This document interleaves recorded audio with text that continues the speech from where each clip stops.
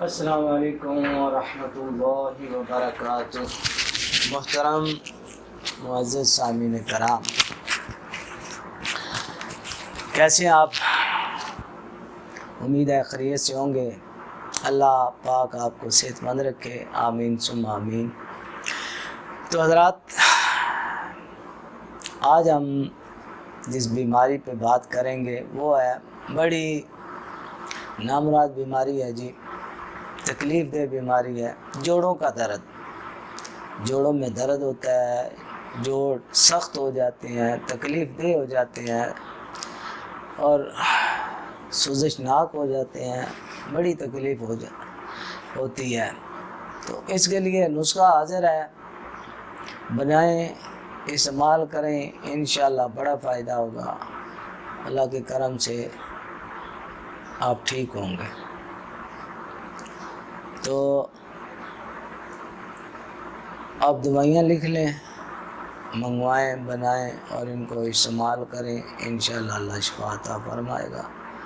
مختصر سا نسخہ ہے، کوئی اتنا لمبا چوڑا نہیں ہے، نہ کوئی مہنگا ہے، سستا نسخہ ہے، غیر مضر نسخہ ہے۔ یہ تو کمال ہے ہماری ان دعاؤں کا کہ غیر مضر ہیں، کسی قسم کا نقصان کوئی نہیں ہے، انشاءاللہ اللہ کے فضل سے فائدے ہی فائدے ہیں۔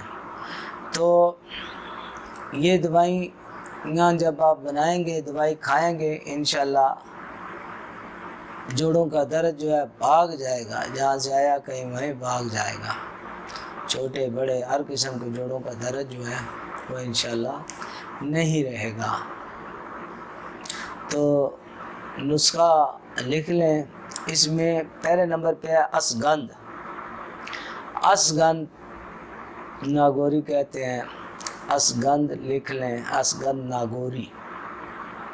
اس کے بعد ہے جی سرنجا شیری۔ سرنجا شیری، سرنجا شیری دو ہو گئی دوائیاں۔ تیسری ہے عود بلسان، چوتھی ہے چوب چینی، چار دوائیاں ہو گئیں۔ اور پانچویں دوائی ہے مستگی رومی۔ مستگی رومی، یہ ان پانچوں کی پانچوں دوائیوں میں دیکھیں آپ، یہ باقی جو ہے، باقی تو چاروں کی چاروں ایک قسم کی لکڑیاں ٹائپ ہے۔ سرنجا بھی، اسگند بھی، عود بھی اور چوب چینی تو بڑی سخت سی لکڑی ہوتی ہے، بڑی مشکل سے یہ کٹی جاتی ہے۔ تو مستگی جو ہے، اس کا ہمارے ماشاءاللہ جو دکاندار حضرات ہیں، اس میں کئی کوالٹیاں ہیں۔ اصل مستگی کوشش کر کے اصل مستگی لیں، اگر اصل نہیں ہوگی تو پھر ظاہر ہے کہ وہ فوائد تو نہیں ہوں گے نا۔ کوشش کریں کہ اصل ہو، مستگی رومی ایک نمبر ہو۔